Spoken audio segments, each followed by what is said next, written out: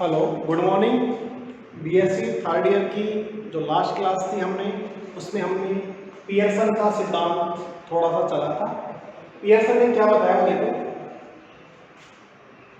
1963 में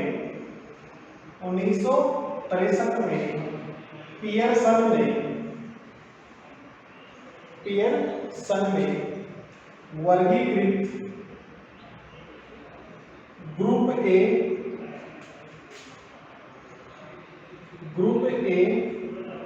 व group B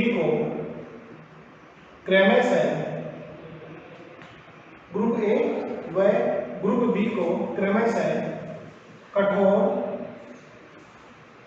अम्ल यानी ग्रुप ए व ग्रुप बी की धातुओं एवं लिगेंडों को क्रमशः कठोर अम्ल व कठोर क्षार तथा मृदु अम्ल एवं मृदु क्षार का। देखो हमारे पास 1958 में डिवाइडेशन हुआ था, ग्रुप ए और ग्रुप बी बना था। ग्रुप ए की धातुएं थी, उनको ने क्या कहा, ग्रुप ए की धातुओं को कठोर अम्ल कहा, ग्रुप ए के लिगेंडों को कठोर क्षार कहा, ग्रुप बी की धातुओं को उसने मृदु अम्ल कहा और ग्रुप बी के लिगेंडों को उसने क्या कहा, मृदु क्षार कहा। नेक्स्ट है पियर्सन के अनुसार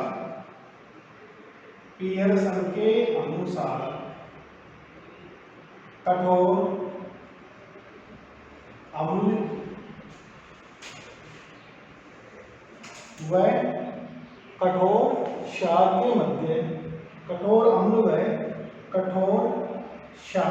मध्य बनने वाला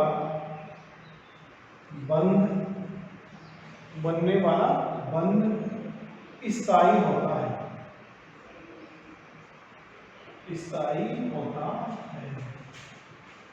नेक्स्ट, पियर्सन के अनुसार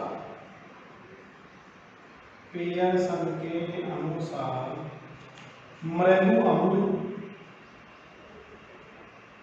व मृदु क्षार के मध्य बनने वाला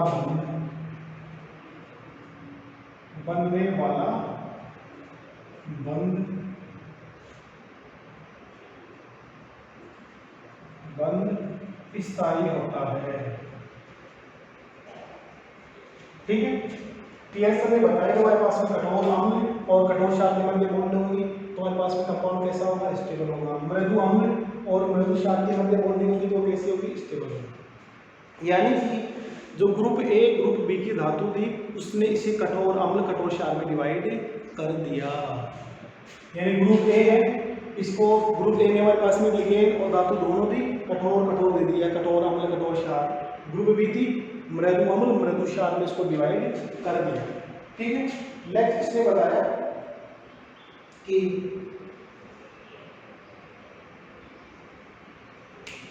हार्ड एसिड क्या होता है। अब देखो पियर्सन के अनुसार कठोर अम्ल क्या है, पियर्सन के अनुसार कठोर अम्ल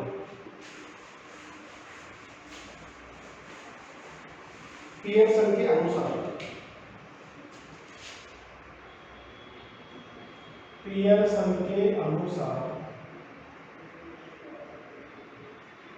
कठोर अम्लों में निम्न गुण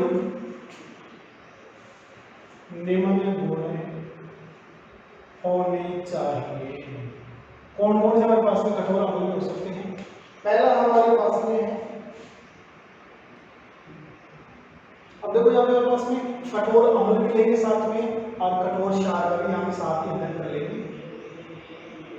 कठोर अम्ल व कठोर क्षारों में क्या क्या गुण होने चाहिए। तो पहला है हमारे पास में धातु, चाहे हमारे पास में धातु हो या हमारे पास में अधातु किसके लिए लेते हैं, हम निगेटिव के लिए लेते हैं। धातु या अधातु आयन का आकार, आयन का आकार छोटा हो, दोनों का ही आकार हमारे पास में क्या था, छोटा था। चाहे हमारे पास में धातु थी, अधातु किसमें निगेटिव ले लेते हैं, दोनों का ही आकार वहां में क्या था, छोटा था। नेक्स्ट हमारे पास में है धनायन पर, धनायन पर आवेश घनत्व, धनायन पर आवेश घनत्व का मान अधिक हो। नेक्स्ट है धनायन पर ऑक्सीकरण अवस्था, ऑक्सीकरण अवस्था उच्च हो। नेक्स्ट है धनायन के संयोजी कोष में, धनायन के संयोजी कोष में इलेक्ट्रॉनों की संख्या, इलेक्ट्रॉनों की संख्या अधिकतम हो। ठीक है, ये वाले गुण होने चाहिए। पियर्सन के अनुसार कठोर अम्ल, कठोर क्षार के निम्न गुण होने चाहिए। ठीक है, मैंने कठोर क्षार को देखेंगे, अम्ल को यहाँ के साथ में जाएगा, वो कठोर अम्ल देखेंगे, क्षार के अपने पास में कौन सा लिखित है वो अपने आप ले लेंगे। धातु आयन का आकार छोटा हो, धनायन पर आवेश घनत्व का मान अधिक हो, ऑक्सीकरण अवस्था उच्च हो, संयोजी कोष में इलेक्ट्रॉन की संख्या क्या हो, अधिकतम। ठीक है, अब इसके एग्जांपल हम देखें। एग्जांपल देखें कौन कौन से सकते हैं। H प्लस पहले भी था, lithium plus, sodium plus, potassium plus, rubidium plus, caesium plus, francium plus. Next barium plus 2, magnesium plus 2, calcium plus 2, barium plus 2 और रेडियम प्लस 2। साथ में हमारे पास में हल्के संक्रमण तत्व स्कैंडियम प्लस 3, लैंथेनम प्लस 3 और lutetium plus 3, chromium plus 3, chromium plus 6 और Mn प्लस 2, Mn प्लस 7। ठीक है, cobalt third, Fe plus 3, cobalt third Fe plus 3। ठीक है, gadolinium plus 3, Si plus 4, Sn plus 4, Al plus 3। ठीक है, और नेक्स्ट हम ले सकते हैं I plus 5, I plus 7, Cl plus 3, Cl plus 7। ठीक है, और SO3, SO2, SO3, SO2, CO2, NC plus और N प्लस 3 और HX हाइड्रोजन बंधित और AlH3, AlCl3, AlCl3 और RCO प्लस, RCO प्लस। ये सभी हमें को कठोर अम्ल के अंदर इन सभी गुणों को हमें देखना है। ठीक है, यानी पियर्सन के अनुसार हमारे पास में हम कठोर, पहले हम अम्ल की बात कर लेते हैं, फिर हम कठोर क्षार की बात करेंगे, फिर हमारे पास में मृदु क्षार की बात करेंगे, फिर हमारे पास में एक टॉपिक होना है सीमावर्ती। ठीक है, पियर्सन के अनुसार कठोर अम्लों में निम्न गुण होने चाहिए। धातु या कोई अधातु भी हो, उसका आयन का आकार क्या होना चाहिए, छोटा होना चाहिए। हमारे पास में अधातु हो सकती है, हमारे पास में आयोडीन अधातु जो है। धन आयन पर आवेश घनत्व का मान अधिकतम हो, धन आयन पर ऑक्सीकरण अवस्था उच्चतम हो, धन आयनों के संयोजी कोष में इलेक्ट्रॉनों की संख्या क्या हो, अधिकतम हो। ठीक है, पहला हमारे पास में H+ आयन यानी क्षार धातु, क्षार यह मृदा धातु, हल्के संक्रमण तत्व, ठीक है, जिनकी अपना उच्चतम हो धातु की वो, और मेरे पास में HCl3, NC, SO3, CO2, वो सभी हमारे पास में कठोर अम्लों की श्रेणी में रखे जाते हैं। इन सभी एग्जाम्पल्स की आप एक स्क्रीन शॉट लेके इनको आप आराम से नोट कर सकते हैं।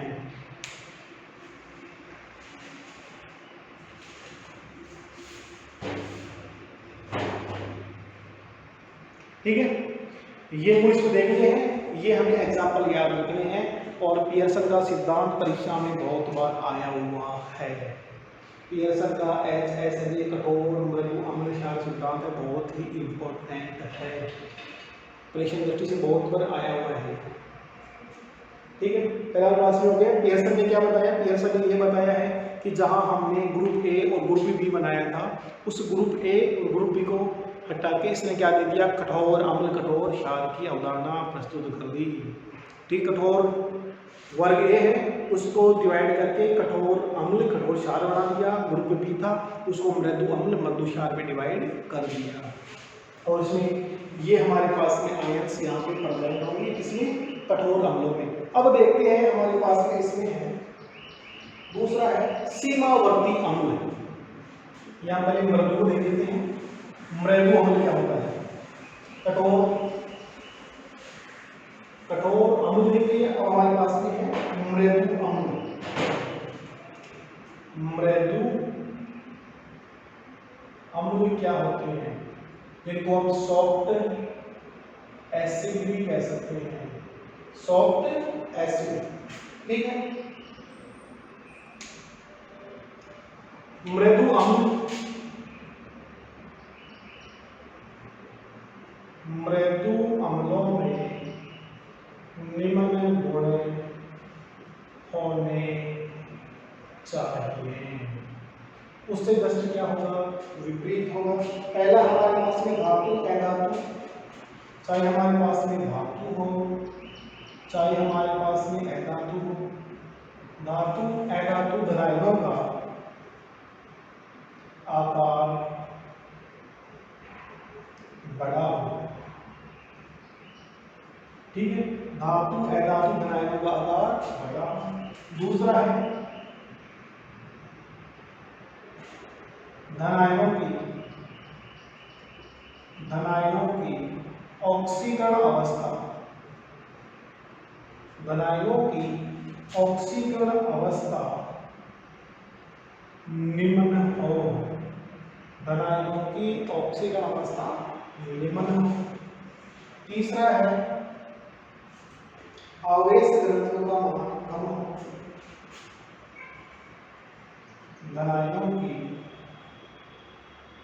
धनायनों का आवेश घनत्व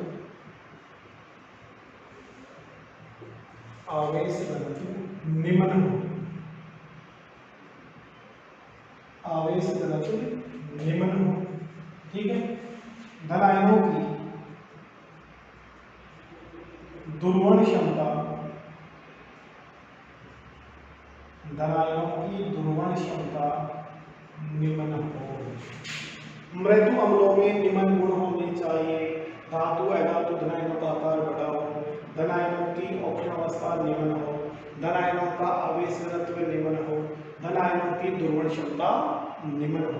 ये सभी गुण जिसमें होंगे, जिस धातु में होंगे, वो क्या कहलाएगा? मृदु अम्ल या सॉफ्ट एसिड कहलाता है। ठीक है, और संयोजी कोष में पांचवा है, संयोजी कोष में इलेक्ट्रॉनों की संख्या, संयोजी कोष में इलेक्ट्रॉनों की संख्या कम हो। संयोजी कोष में इलेक्ट्रॉनों की संख्या कम हो, वो सभी मृदु अम्लों की श्रेणी में रखे जाते हैं। अब इन सब के हम एग्जाम्पल लिखिए। तो इनके एग्जाम्पल क्या होंगे? Cu plus palladium plus 2, Ag plus 2, Ag plus Hg plus 2। ठीक है, और प्लेटिनम प्लस 2, Zn+2, Ca+2, और इसके बहुत से एग्जाम्पल हैं। RH+, Platinum+4, CH3Hg, CH3Hg+,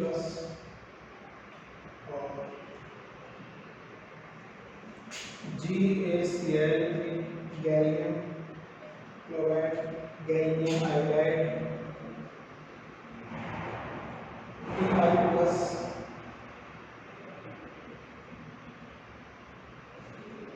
BH3, carbene,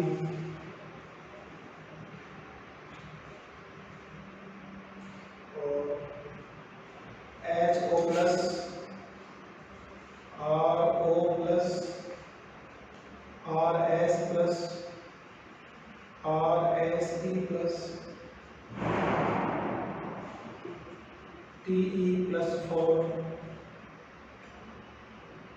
और Br2,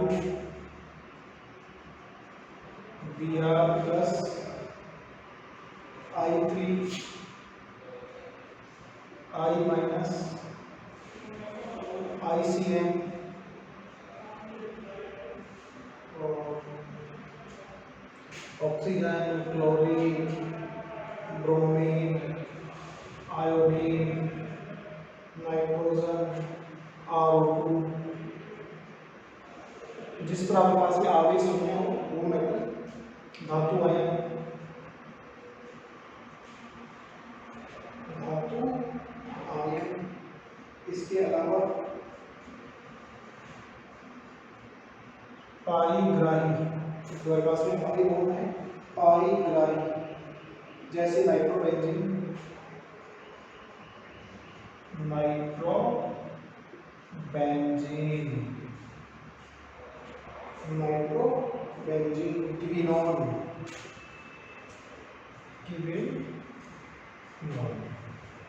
ठीक है। अब हमारे पास में है मृदु अम्ल। मृदु अम्ल क्या होता है? कठोर अम्ल का जस्ट विपरीत हमारे पास में क्या है? मृदु अम्ल।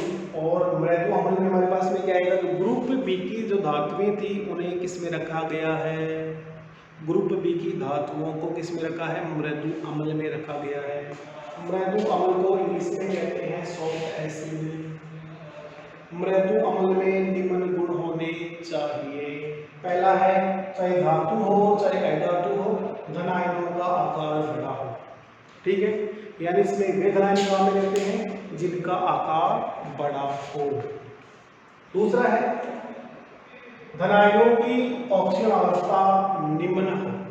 धन आयनों की ऑक्सीजन अवस्था निम्न हो। धन आयनों का आवेश घनत्व निम्न हो। धन आयनों का आवेश घनत्व निम्न हो। धन आयनों की ध्रुवण क्षमता, धन आयनों की ध्रुवण क्षमता निम्न हो। संयोजी कोष में इलेक्ट्रॉनों की संख्या क्या हो? कम हो। जिसमें ये 5 गुण अवेलेबल होंगे, जिस धातु में या जिस अधातु में ये 5 गुण अवेलेबल होंगे वो किसमें होएगा? सॉफ्ट एसिड में। ये जस्ट उसका विपरीत है। धातु अधातु धन आयनों का आकार वहां पे छोटा था, यहाँ पे बड़ा है। ये पढ़ो एग्जांपल ये देखिए।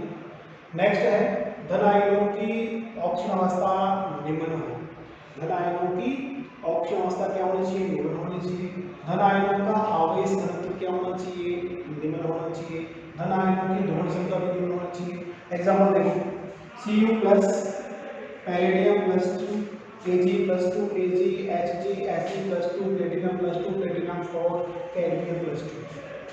ठीक है, इसके बाद में CH3, Hg+, GaCl3, Gi3, Ti+, BH3, BCl3, carbene, HO+, RO+, RS+, RSE+, Te+4, Br2, Br+, I3, I-, ICN, chlorine, bromine, iodine, nitrogen, RO2।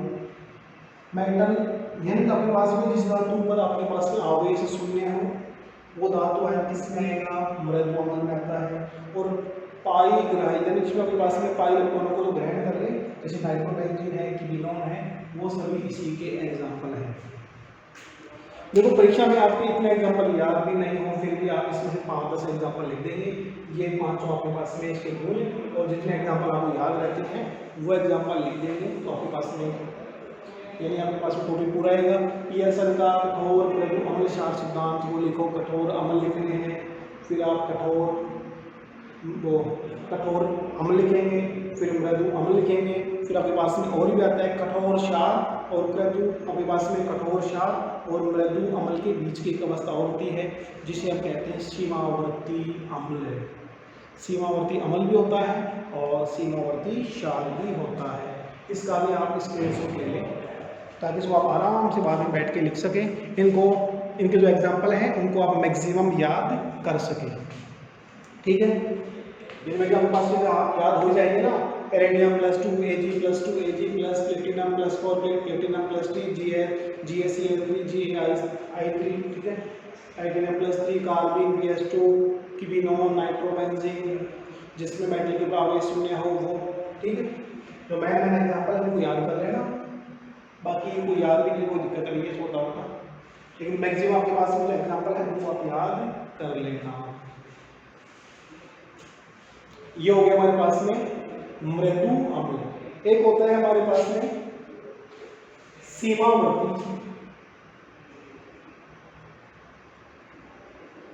सीमावर्ती अम्ल, बॉर्डर लाइन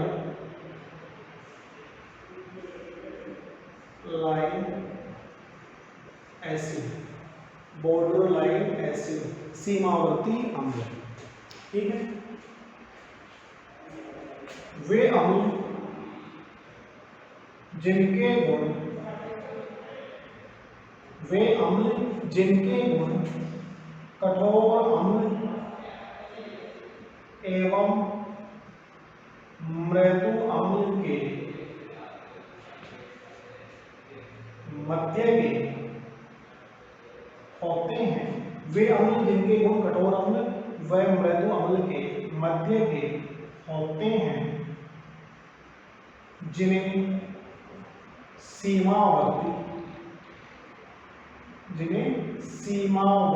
अम्ल कहते हैं, ठीक है। या ये भी लिखते हैं वे धनावेशित आयन,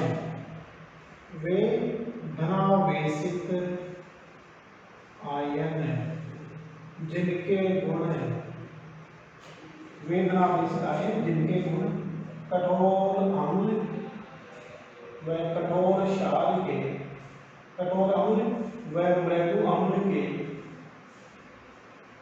मध्य के होंगे, सीमावर्ती अम्ल कहलाते हैं। वे धनावेशित आयन जिनके कठोर अम्ल व मृदु अम्ल के मध्य के गुण होते हैं उन्हें हम कहते हैं सीमावर्ती अम्ल। और सीमावर्ती अम्ल के एग्जाम्पल फिक्स हैं Fe+2 CO+2। तो इन दोनों में जो एग्जाम्पल नहीं है वो एग्जाम्पल उसमें आ जाएंगे Na+2 Cu+2 Zn+2 और RH+3 RH+3 IR+3 Ru+3 OS+3, ठीक है। साथ में हमारे पास में C6H5 SN+2 C6H5 प्लस और NO+ Sb+3 Bi+3 और SO। इतने एग्जाम्पल हमें सीमावर्ती में याद रखने हैं, या हम लिख सकते हैं GaH3 इसको अभी आप स्क्रीनशॉट ले लें, फिर आप इनको दोनों को दोबारा डिटेल से समझाएंगे।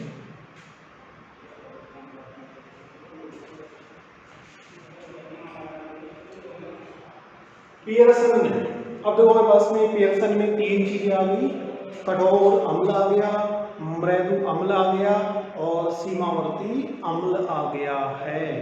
सीमावर्ती का मतलब ये है जिसमें दोनों के गुण अवेलेबल हो, कठोर क्षार के भी हो, कठोर मृदु अम्ल के भी हो, यानी बीच के से उसमें जो गुण होते हैं यानी दोनों गुण पाए जाएंगे, वो कहलाता है सीमावर्ती यानी बॉर्डर लाइन एसिड। ठीक है, अब बॉर्डर लाइन एसिड में क्या हो, धातु का आकार, उसमें आकार ज्यादा बड़ा भी नहीं हो छोटा भी नहीं हो, बीच की अवस्था हो। ठीक है, वे धनावेशित आयन, वे धनावेशित आयन जिनके कठोर अम्ल व मृदु अम्ल के मध्य में गुण पाए जाते हैं उन्हें हम कहते हैं सीमावर्ती अम्ल। ठीक है, उसमें हमारे पास में Fe+3 आ गया था, यहाँ पे Fe+2 है। कठोर अम्ल में CO+3 आया था, यहाँ पे CO+2 है। कठोर में Na+4 आ गया था, Na+2 आ गया। Cu+ किसमें आ गया है, मृदु अम्ल में आ गया Cu+, यहाँ पे Cu+2 है, Zn+2, Rx+3, Ir+3, Ru+3, Osmium+3, Sn+2, Sn+2 हमारे पास में आ गया था पहले कठोर अम्ल में, और C6H5, NO+, Sb+3, Bi+3, SO2, और इसमें हमारे पास में CO2 आ गया था उसमें कठोर वाले में, और GaH3, उसमें हमारे पास में GaCl3 आ गया। ठीक है, यानी कि कहने का मतलब ये है कि हमें पियर्सन सिद्धांत को याद करना है, और पियर्सन सिद्धांत में तीन चीजें याद करनी है, कठोर अम्ल, मृदु अम्ल और सीमावर्ती अम्ल, कठोर मृदु और सीमावर्ती अम्ल, और इन सब के एग्जाम्पल हमें याद करने हैं। इनको आप बार बार लिखेंगे तो बार बार लिखने से आपको प्रैक्टिस होगी, आपको आसानी से याद हो जाएंगे। ठीक है, जितने में जो आप एग्जाम्पल लिखेंगे इनके जो गुण हैं वो लिखेंगे तो आपको आसानी से उनको आप बार बार लिखने पे आसानी से ये याद हो जाएंगे। ठीक है, इनको थोड़ा सा एक बार और रिपीट कर देते हैं, फिर अब इस वीडियो को पर यहीं समाप्त करेंगे। फिर हमारे पास में जो कठोर क्षार, कठोर मृदु क्षार और सीमावर्ती क्षार है उसको हम नेक्स्ट वीडियो में पढ़ेंगे। ठीक है, तीनों में गुण देखिए, इसके गुण हमारे पास में बीच के होंगे तो इसके गुण लिखने की हमें आवश्यकता नहीं है, इसके हमें सिर्फ एग्जाम्पल याद करने हैं। एग्जाम्पल गुण के इसी के देखते हैं, 5 गुण इसमें हैं, 5 गुण में बस थोड़ा अंतर बनाए। धातु अधातु धनायनों का आकार छोटा, धनायनों का आकार छोटा, ऑक्सीकरण निम्न, ऑक्सीकरण अवस्था उच्च हो जाएगी, आवेश घनत्व निम्न, आवेश घनत्व